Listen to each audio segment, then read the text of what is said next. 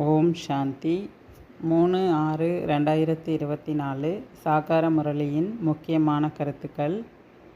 பாபா சொல்கிறாங்க, இனிமையான குழந்தைகளே, உலகிற்கு எஜமானராக ஆக்கக்கூடிய தந்தையை மிக ஆர்வத்துடன் நினைவு செய்யுங்கள். நினைவின் மூலமாகவே நீங்கள் சதோ பிரதானமாக ஆவீர்கள். கேள்வி: எந்த விஷயத்தில் முழு கவனம் இருந்தால் புத்தி என்ற கதவு திறக்கப்பட்டுவிடும்? பதில்: படிப்பின் மீது முழு கவனம் இருந்தால் புத்தி என்ற கதவு திறக்கப்பட்டுவிடும். ஏன்னா இந்த படிப்பு தான் ரொம்ப ரொம்ப முக்கியம். ஏன்னா இந்த படிப்பு பகவானே படிப்பிக்கின்றார். ஆகையால் ஒரு பொழுதும் படிப்பை தவறவிடக்கூடாது. எதுவரைக்கும் உயிர் வாழ்கின்றீர்களோ அதுவரைக்கும் அமிர்தத்தை குடிக்க வேண்டும். ஞான அமிர்தத்தை குடிக்க வேண்டும். படிப்பின் மீது கவனம் செலுத்த வேண்டும். வகுப்பிற்கு வராமல் இருந்துவிடக்கூடாது. ஏதாவது வழி ஏற்படுத்தி கொண்டு கண்டிப்பாக முரளி படிக்க வேண்டும். முரளியில் தினமும் புது புது கருத்துக்கள் வெளிப்பட்டு கொண்டிருக்கின்றன. இதன் மூலம் உங்களது புத்தி திறக்கப்பட்டுவிடும். ஆகையினால படிப்பின் மீது முழு கவனம் கொடுங்க அப்படின்னு சொல்கிறார். ஓம் சாந்தி. சாலிகிராம்களுக்காக சிவபகவானின் மகா வாக்கியம். ஆத்மாக்களுக்காக இது முழு கல்பத்தில் ஒரு முறைதான் ஏற்படுகிறது என்பதை நீங்கள் மட்டும்தான் அறிகிறீர்கள். வேறு யாரும் அறிந்திருக்கவில்லை. மனிதர்கள் படைப்பவர் மற்றும் படைப்பின் முதலிடை கடை பற்றி முற்றிலும் அறியாதவர்களாக இருக்கின்றனர். ஸ்தாபனையில் தடைகள் ஏற்படத்தான் செய்யும் என்பதையும் குழந்தைகளாகிய நீங்கள் அறிந்திருக்கிறீர்கள். இதனை ஞான யஞ்ஞம் என்றும் கூறப்படுகிறது. இந்த பழைய உலகில் நீங்கள் எதையெல்லாம் காண்கிறீர்களோ அனைத்தும் ஸ்வாகா ஆகிவிடும் என்று தந்தை புரிய வைக்கின்றார். ஆக இந்த பழைய உலகத்தில் எதன் மீதும் பற்றுதல் வைக்கக்கூடாது. பாபா புது உலகத்திற்கான ஞானத்தை கொடுக்குறார். புது உலகத்திற்காக தந்தை படிப்பிக்கின்றார். இது புருஷோத்தம சங்கம யுகம். இது விகாரம் மற்றும் விகாரமற்றதிற்கான சங்கமம் ஆகும். இதில் தான் மாற்றம் ஏற்பட வேண்டும்.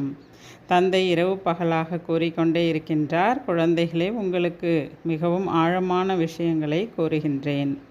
தந்தை இருக்கின்ற வரை படிப்பு நடைபெற்று கொண்டே இருக்கும். பிறகு படிப்பு நின்றுவிடும். இந்த விஷயங்களை கூட உங்களை தவிர வேறு யாரும் அறிந்திருக்கவில்லை. உங்களிலும் கூட வரிசை கிரமமாக தான் சிலர் புரிந்து கொள்கிறார்கள் என்பதை பாப்தாதா மட்டுமே அறிந்திருக்கின்றார். எத்தனையோ பேர் இதுவரைக்கும் கீழே விழுந்துடுறாங்க. எவ்வளோ கஷ்டங்கள் ஏற்படுகிறது. ஏன்னா அனைவராலும் சதா தூய்மையாக இருக்க முடியறதில்ல. தூய்மையாக இருக்க முடியும் என்பதும் கிடையாது. ஆனால் தூய்மையாக இல்லைன்னா கண்டிப்பாக தண்டனையும் அடைய வேண்டியிருக்கும் அப்படின்றார். மாலையின் மணிகள் தான் தகுதியுடன் தேர்ச்சி அடைகின்றனர். பிறகு பிரஜைகளும் உருவாகின்றனர். இது மிகவும் புரிந்து கொள்ள வேண்டிய விஷயமாகும். யார் உடனே தூய்மையை ஆயிடுறாங்களோ, தூய்மையை தாரணை செய்கிறாங்களோ அவங்கெல்லாம் வெற்றி மாலையின் மணி ஆயிடுறாங்க. யார் அப்பப்போ கீழே விழுறாங்களோ அவங்க பிரஜை ஆயிடுறாங்க. பிறகு கடைசியில் தண்டனை அடைய வேண்டியிருக்கும் அப்படின்றார். நீங்கள் யாருக்காவது புரிய வைத்தாலும் அவர்களால் உடனே புரிந்து கொள்ள முடியாது. கொஞ்சம் நேரம் எடுக்கும் அப்படின்றார். தந்தை எந்த அளவிற்கு புரிய வைக்கிறாரோ அந்த அளவிற்கு நீங்கள் புரிய வைப்பது கிடையாது. உங்களால் அந்த அளவுக்கு உடனடியாக அவங்க புரிஞ்சிக்கிட்டு ஏற்றுக்கக்கூடிய அளவுக்கு உங்களால் கூட புரிய வைக்க முடியாது அப்படின்றார். பாபா சொல்கிறாங்க, அடுத்து இன்னார் வந்தாங்க, அவங்களுக்கு மிகவும் நல்ல முறையில் சேவை செஞ்சேன். அவங்க சேவையில் நன்றாக உதவி செய்வார்கள் என்று நீங்கள் கூறுகிறீர்கள். ஆனால் அவர்கள் எதிரில் இருக்க வேண்டும் அல்லவா? நீங்கள் கவர்னருக்கு கூட நல்ல முறையில் புரிய வைப்பதாக வச்சுக்கோங்க. ஆனால் அவங்க போய் யாருக்காவது உங்களை போல் தெளிவாக புரிய வைப்பாங்களா? புரிய வைத்தால் ஏற்றுக்கொள்ள மாட்டார்கள். யார் புரிந்து கொள்ள வேண்டும் என்று இருக்கிறதோ அவங்க தான் புரிஞ்சுப்பாங்க. மற்றவர்களுக்கு அவங்களாம் புரிய வைக்க முடியுமா என்ன? ஏன்னா இது முள் நிறைந்த காடு அப்படின்றார். இந்த முள் நிறைந்த காட்டில் நீங்கள் தான் இந்த காட்டை மலர்களின் தோட்டமாக மாற்றுறீங்க. இங்கே தான் நீங்கள் மங்களம் செய்கிறீங்க அப்படின்றார். மங்கள பகவான் விஷ்ணு அப்படின்னு சொல்லிடுறாங்க. இது எல்லாமே இந்த ஸ்லோகன்லாம் பக்தி மார்க்கத்தினுடையது அப்படின்றார். எப்பொழுது விஷ்ணுவின் ராஜ்யம் ஏற்படுகிறதோ அப்பொழுது தான் மங்களம் ஏற்படுகிறது. விஷ்ணுவின் அவதாரத்தை பக்தியில் காட்டியிருக்காங்க. பாபா இந்த விஷயங்களெல்லாம் பார்த்துருக்கார். அவர் அனுபவசாலி இல்லையா? பிரம்மா பாபா அனைத்து தர்மத்தை சார்ந்தவர்களையும் நன்றாக அறிந்திருந்தார். தந்தை எந்த சரீரத்தில் வருகின்றாரோ அவருக்கு பர்சனாலிட்டி வேணும் இல்லையா? ஆகையினால தான் பாபா அநேக பிறவியின் கடைசியில் அனுபவசாலி ரதத்தில் நான் பிரவேசமாகிறேன். அவரும் சாதாரணமானவர் தான். பர்சனாலிட்டி என்றால் ராஜாவாக இருக்க வேண்டும் என்பதெல்லாம் கிடையாது. இவருக்கு ரொம்ப அனுபவம் இருக்குது. அதனால் அவருடைய கடைசி பிறவியில் அவருடைய உடலில் நான் வரேன் அப்படின்றார். இங்கே தான் ராஜ்யம் ஸ்தாபனையாகி கொண்டிருக்கிறது என்பதை நீங்கள் புரிய வைக்க வேண்டும். இங்கே தான் மாலை உருவாகுது. இந்த ராஜ்யம் எவ்வாறு ஸ்தாபனையாகி கொண்டிருக்கிறது? சிலர் ராஜாவாக, சிலர் ராணியாகவும், சிலர் வேறு நிலையும் இங்கே தான் அடைகிறாங்க. இந்த விஷயங்களை ஒரே நாளில் யாரும் புரிந்து கொள்ள முடியாது. எல்லையற்ற தந்தை தான் எல்லையற்ற ஆஸ்தியை இப்போ கொடுக்குறார். பகவான் வந்து புரிய வைத்தாலும் சில குழந்தைங்க தான் உடனே புரிஞ்சுக்கிறாங்க, தூய்மையாகிறாங்க.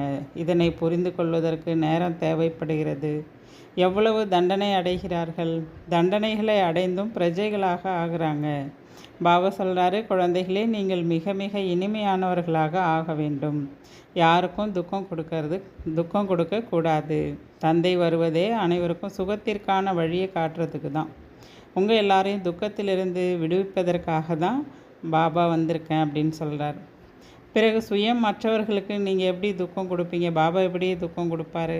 இது எல்லாமே புரிந்து கொள்ள வேண்டிய விஷயம் அப்படின்றார். அடுத்து, உங்களுடைய சம்பந்தங்களில், உறவுகளில் உள்ள பற்றுதலை முதல்ல நீக்குங்க. வீட்டில் இருக்கணும், ஆனால் நிமித்தமாக, அதாவது காரண காரியம் பொருட்டு அங்கே இருக்கணும். நீங்கள் ஒரு கருவியாக தான் அங்கே இருக்கணும். அதனால் எல்லாரும் இந்த உறவுகள் மேலே இருக்கக்கூடிய பற்றெல்லாம் கொஞ்சம் நீக்கிடுங்க. இந்த முழு உலகமும் அழிந்துவிடும் என்பது உங்கள் புத்தியில் எப்போவுமே தெளிவாக இருக்கணும். ஆனால் நிறைய பேருக்கு இந்த சிந்தனை இருப்பது கிடையாது. ஆனால் யார் ஒப்பற்ற குழந்தைகளாக இருக்காங்களோ அவங்க உடனே புரிஞ்சுக்கிறாங்க. அவர்களும் இப்பொழுது கற்றுக்கொள்வதற்கான முயற்சியை செய்து கொண்டே இருக்கின்றனர். ஆனால் சில பேர் நல்லா முயற்சி செய்கிறாங்க, பல பேர் தோல்வி அடைஞ்சிடுறாங்க. மாயின் சக்கரம் கூட அதிகமாக இருக்க தான் செய்யுது. ஏன்னா மாயா வந்து மிகப்பெரிய பலசாலி இல்லையா? மாயா நிறைய மிகப்பெரிய பலசாலியாக இருக்குது அப்படின்றார். ஆனால் இந்த விஷயங்களை மற்றவர்களுக்கு புரிய வைக்க முடியாது. இங்கு என்ன நடைபெற்று கொண்டிருக்கிறது என்பதை அரசாங்க அமைச்சர்கள் போன்றவர்கள் அறிந்து கொள்வதற்கு உங்களிடத்தில் வருகிறார்கள். அவர்களுக்குள் மாற்றம் ஏற்படுத்துவதற்காக ஒவ்வொருவருக்கும் அமர்ந்து புரிய வைக்க வேண்டியிருக்கு. இது மிகவும் நல்ல இயக்கம் என்று கூட பிறகு அவர்கள் கூறுகிறார்கள். ராஜ்ய ஸ்தாபனைக்கான விஷயம் மிகவும் இரகசியமானதாகும். எல்லையற்ற தந்தை குழந்தைகளுக்கு கிடைத்திருக்கிறார் எனில் எவ்வளவு மகிழ்ச்சியோடு இருக்க வேண்டும். நாம் உலகிற்கு மாலிக், அதாவது எஜமான் ஆக போகிறோம் அப்படின்னா நமக்குள்ள தெய்வீக குணங்கள் கண்டிப்பாக தேவைப்படுகிறது. ஏன்னா இங்கே நமக்கு லட்சியம் எதிரில் இருக்குது. இவர்கள் புது உலகத்தின் எஜமானர்களாக இருக்கின்றனர். இதை நீங்கள் தான் புரிஞ்சிருக்கிறீங்க. ஞானக்கடல் தந்தையே அமர்ந்து இப்போ நமக்கு கற்பிக்கின்றார். அமரபுரி, அதாவது சொர்க்கம் செல்வதற்காக இப்பொழுதே நாம் படித்து கொண்டிருக்கிறோம். நமக்கு இந்த ஞானம் இந்த சங்கம யுகத்தில் இப்போ தான் கிடைச்சிட்ருக்கு. தந்தைக்கு உதவியாளராக ஆகக்கூடிய நீங்களே உயர்ந்த பதவியை அடைகிறீர்கள். உண்மையில் உதவியை நீங்கள் தனக்குத்தானே செய்து கொள்ள வேண்டும். முதலில் தூய்மையாக வேண்டும். சதோ பிரதானமாக இருந்தோம் நம்ம மீண்டும் அந்த நிலையை அடைய வேண்டும். அதற்காக தந்தையை நினைவு செய்ய வேண்டும். எழுந்தாலும் அமர்ந்தாலும் போனாலும் வந்தாலும் தந்தையை நினைவு செய்ய முடியும். எந்த தந்தை நம்மை உலகிற்கு எஜமானராக்கிறாரோ அவரை மிகவும் ஆர்வத்தோடு அன்போடு நினைவு செய்யணும். ஆனால் மாயா விடுவது கிடையாது. பாபா, எனக்கு மாயின் விகல்பம் அதிகம் வருது போன்ற அநேக விதமான புகார்கள் வருகிறது. பாபா சொல்கிறாரு, இது யுத்த மைதானம் இல்லையா? இங்கே நீங்கள் 5 விகாரங்களின் மீது வெற்றி அடையணும். தந்தையை நினைவு செய்வதன் மூலமாக தான் நீங்கள் சதோ பிரதானம் ஆக முடியுன்றதை புரிஞ்சுக்கங்க அப்படின்னு சொல்கிறாரு. இப்போ சிவபாபா தான் புரிய வைக்கிறாரு. அவர் தான் ஞானக்கடலாக இருக்கார். அவரே சொல்கிறாரு, தேகத்தின் அனைத்து சம்பந்தங்களின் மீது இருக்கும் பற்றுதலை முதல்ல நீக்குங்க. இவை அனைத்தும் பழைய விஷயங்கள். புது உலகம் தங்கமான பாரதமாக இருந்தது. பெயர் எவ்வளவு பிரபலமானதாக இருந்தது. பழமையான யோகத்தை யார் எப்பொழுது கற்பித்தார் என்பது யாருக்குமே தெரியாது. இப்போ அவரே வந்து புரிய வைக்காத வரைக்கும் இது புது விஷயம் அப்படின்றார். இப்பொழுது இந்த கடைசி பிறப்பில் தூய்மையாவதன் மூலம் நீங்கள் 21 பிறவிகள் அசுத்தமாக மாட்டீங்க அப்படின்னு பாபா இப்போ புரிய வைக்கிறார். தந்தை எவ்வளவு நல்ல முறையில் புரிய வைக்கின்றார். இருப்பினும் அனைவரும் ஒரே மாதிரியாக படிப்பது கிடையாது. அனைவரும் ஒரே மாதிரியாக புரிந்து கொள்வதும் கிடையாது. இரவு பகலுக்கான வித்தியாசம் ஏற்பட தான் செய்து. படிப்பதற்காக வருகின்றனர், பிறகு சிறிது படித்ததும் காணாமல் போய்விடுகின்றனர். யார் நன்றாக படிக்கிறார்களோ அவர்கள் தங்களது அனுபவத்தை கூறுகிறார்கள். நான் எப்படி வந்தேன் பாபா கிட்ட, தூய்மைக்கான உறுதிமொழி எப்படி கொடுத்தேன், தூய்மைக்கான உறுதி எடுத்த பின்பு ஒரு முறை பதித்தமானாலும் நீங்கள் இதுவரைக்கும் எவ்வளோ வருமானம் செய்தீங்களோ அது அனைத்தும் அழிந்துவிடும் என்று பாபா எச்சரிக்கை சொல்கிறார். பிறகு நீங்கள் தவறு செஞ்சிட்டிங்கன்னா அது உங்கள் உள்ளத்தை கூட உறுத்திக்கிட்டே இருக்கும். தந்தையை நினைவு செய்யுங்கள் என்று உங்களால் யாருக்கும் சொல்லவும் முடியாது. ஏன்னா நீங்களே தவறு செஞ்சிட்டீங்க. பிறகு நீங்கள் எப்படி மற்றவர்களுக்கு சொல்ல முடியும்? உங்களுடைய மனசாட்சி உங்களை உறுத்தும் அப்படின்றார். பாபா சொல்கிறாரு, குழந்தைகளாகிய நீங்கள் இந்த படிப்பை தொடர்ந்து படிக்க வேண்டும். நான் உங்களுக்கு புது புது விஷயங்களை கூறுகின்றேன் என்று பாபா கூறுகின்றார். நீங்கள் மாணவர்களாக இருக்கின்றீர்கள், உங்களுக்கு பகவான் படிப்பிக்கின்றார். பகவானுக்கு நீங்கள் மாணவர்களாக இருக்கின்றீர்கள். இப்படிப்பட்ட உயர்ந்ததிலும் உயர்ந்த படிப்பை நீங்கள் ஒரு நாள் கூட தவறவிடக்கூடாது. ஒரு நாள் முரளியை நீங்கள் கேட்கவில்லை எனில் வருகை இல்லை என்று ஆகிவிடுகிறது. நல்ல நல்ல மகாரதிகளும் கூட முரளியை அப்பப்போ தவற விட்டுடுறாங்க. பாபா சொல்கிறாரு, முரளியை படிக்கவில்லை எனில் என்ன ஆகப் போகின்றது என்று அவர்கள் நினைக்கின்றனர். பாபா சொல்கிறாரு, அப்படி இருக்கக்கூடாது. உங்களுக்கு தினந்தோறும் நல்ல நல்ல கருத்துக்கள்லாம் சொல்கிறோம் இல்லையா, அதெல்லாம் தெரிஞ்சுக்கணும். அதனால் பாபா சொல்கிறாரு, முரளியை ஒரு பொழுதும் தவற விடாதீங்க. உங்களுக்கு தக்க நேரத்தில் புரிய வைப்பதற்கு காரியத்தில் பயன்படும் என்று பாபா அவரே புரிய வைக்கிறார். கேட்கவில்லை எனில் பிறகு எப்படி நீங்கள் காரியத்தில் கொண்டு வர முடியும்? ஆகையினால் எது வரைக்கும் உயிர் வாழ்கின்றீர்களோ அது வரைக்கும் ஞான அமிர்தத்தை குடித்து கொண்டே இருக்க வேண்டும். இந்த கல்வியை நீங்கள் தாரணை செய்ய வேண்டும்.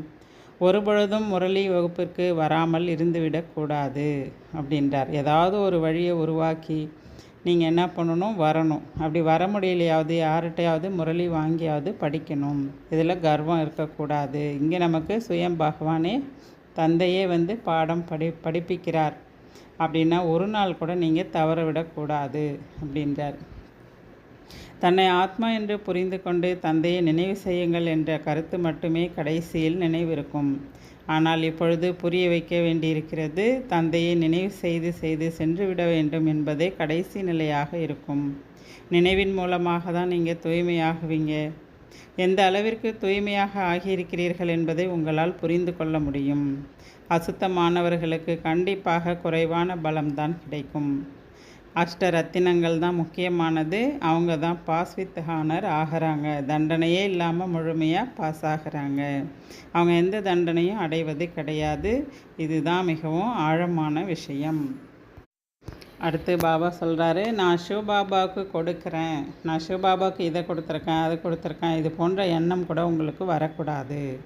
பாபா சொல்கிறாரு, குழந்தைகளே, நீங்கள் பத்மாபதம் பல கோடி மடங்கு பாக்கியசாலி ஆகிறீங்க. அதனால் நான் பாபாவுக்கு இதை கொடுக்குறேன் என்ற எண்ணம் உங்களுக்கு வரக்கூடாது. அப்படி வந்துச்சுன்னா உங்களுடைய பலம் குறைஞ்சிடும். மனிதர்கள் ஈஸ்வரன் பேரில் தானம் புண்ணியம்லாம் செய்கிறாங்க.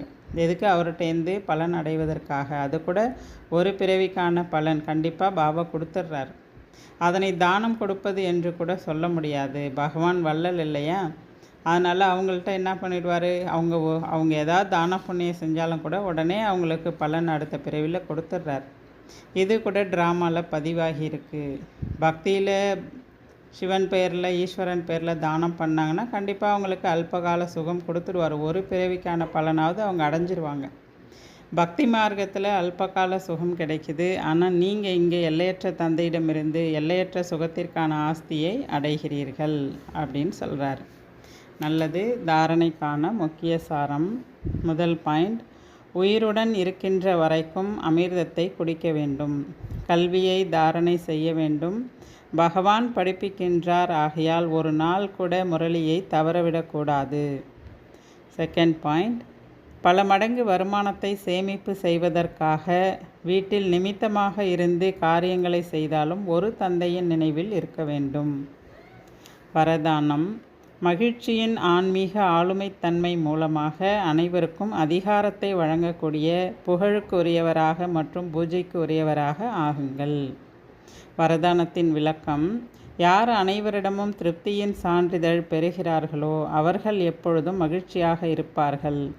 மற்றும் இந்த மகிழ்ச்சியின் ஆன்மீக ஆளுமைத்தன்மை காரணமாக பெயர் புகழோடு, அதாவது புகழுக்கு உரியவராக, பூஜைக்கு உரியவராக ஆவார்கள். தங்களுடைய நல்ல எண்ணங்கள், மகிழ்ச்சியில் இருக்கக்கூடிய ஆத்மாக்கள் மூலமாக அனைவருக்கும் மகிழ்ச்சி, உதவி மற்றும் தைரியத்தின் இறக்கைகள், ஊக்கம், உற்சாகம் அனைத்தும் பிராப்தியாக அமையும். இந்த பிராப்தி ஒருவரை அதிகாரியாகவும் ஒருவரை பக்தராகவும் மாற்றுகிறது. ஸ்லோகன்: தந்தையிடமிருந்து ஆசீர்வாதங்களை அடைவதற்கான சுலபமான சாதனம் உள்ளத்தின் அன்பு. நல்லது. ஓம் சாந்தி.